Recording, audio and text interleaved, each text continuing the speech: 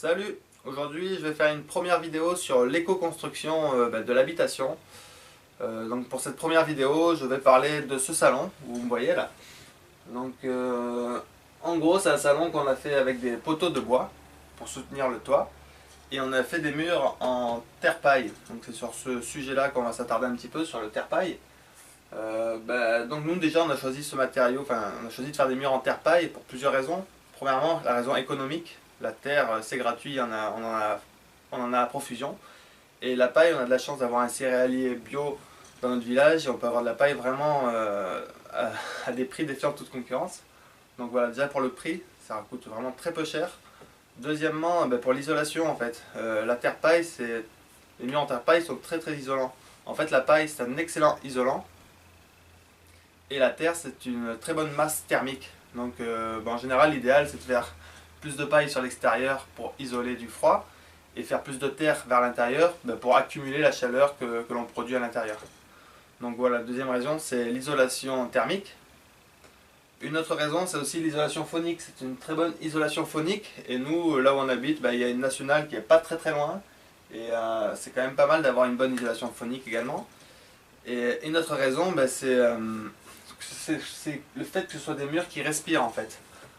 Souvent on peut constater dans les maisons où les murs sont en béton, en ciment, surtout les murs nord en fait qui deviennent froids, on peut constater qu'il y a parfois de la moisissure qui se crée oui, de la moisissure qui se crée sur les murs.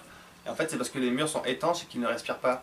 Là avec des murs en terre paille ça respire donc on n'a pas ces problèmes là.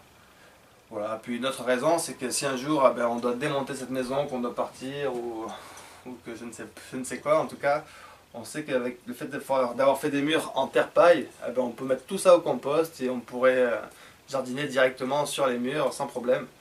Donc c'est des matériaux écologiques, locaux. Et puis voilà, c'est vraiment pas cher. Donc allez, c'est parti pour cette petite vidéo explicative des murs de ce salon. Donc là on voit qu'on a mis de la terre et de l'eau dans une bétonnière. En fait on mélange tout ça. Et on fait un mélange très très liquide qu'on verse dans des bassines, ce qu'on appelle la barbotine. Donc nous on a de la chance d'avoir de la terre argileuse sans cailloux, mais s'il y avait des cailloux il aurait fallu tamiser.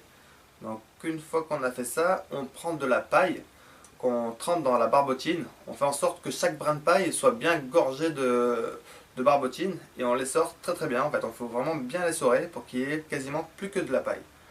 Une fois qu'on a fait ça, on prend ce mélange qu'on installe dans des coffrages en fait. On voit qu'on a installé des planches de coffrage entre les poteaux. Et entre ces poteaux, donc on compacte le plus fort possible en fait ce mélange de paille et de terre. C'est une technique de banchage en fait. Donc on prend la terre paille et on compacte tout ça. Voilà. 2 jours après, on peut décoffrer et on voit qu'on obtient des murs de très belle allure. Voilà. On obtient des murs de bonne qualité. Voilà. Donc quand on installe la paille, ce qui est important de faire, c'est de mélanger, de croiser les brins de paille en fait, qu'ils ne soient pas tous dans le même sens pour augmenter la solidité. Voilà, plus les brins de paille sont croisés, plus ça sera solide et puis il faut vraiment tasser très très fort. Souvent, quelques jours après le décoffrage, on constate qu'il y a du blé qui germe en fait. Ce sont les graines de blé qui sont dans la paille qui germent. Ça pose aucun problème en fait, même ça va aider à sortir les dernières gouttes d'humidité des murs par l'évaporation. Voilà, là donc on est à l'intérieur du salon. Et on voit tous ces brins de paille qui sont croisés. Et on voit que les coffrages ont été enlevés, un peu de paille qui pousse. Puis voilà. Il y a des endroits où on n'aura pas pu coffrer, donc comme les rebords des fenêtres, tous ces endroits-là où on n'a pas pu coffrer, en fait on fait la finition à la main. Donc là on voit que malgré le fait qu'on est en plein travaux, j'ai quand même trouvé le moyen de planter des tomates pas loin. Donc là on voit un pied de tomate tutoré sur un jeune chêne qui pousse. Voilà. Donc comme je disais, voilà, les endroits où on n'a pas pu coffrer, on fait en fait un genre de torchis, c'est-à-dire qu'on met un peu plus de terre que de paille et un peu moins humide de sorte que ça puisse accrocher en fait. Donc on fait le torchis et on l'installe sur tous les endroits pour la finition, là où on n'a pas pu coffrer, là où la finition est un peu trop brute. On fait du torchis et on le passe un petit peu partout. Voilà, donc là c'est fait à la main. Et puis voilà, on voit que c'est un petit peu le bazar pour l'instant dans le salon à cette époque-là. Mais c'est pas très grave. Voilà, donc là on voit le deuxième étage que j'ai fait donc aussi également en terre paille. et avec des vitres de récupération. J'ai récupéré, en fait toutes les vitres de cette maison sont des vitres de récupération, on n'a acheté aucune vitre. C'est toujours soit la déchetterie, soit des dons d'amis à nous qui nous ont offert des vitres. Là on voit qu'une fois que les murs sont secs, en fait sur l'extérieur il faut installer, enfin nous on installe de la chaux et du sable. La chaux et du sable, ça permet que si jamais il y a des pluies qui viennent de travers et qui rentrent un peu en contact avec les murs, la chaux c'est hydrofuge et ça permet de chasser un petit peu l'humidité.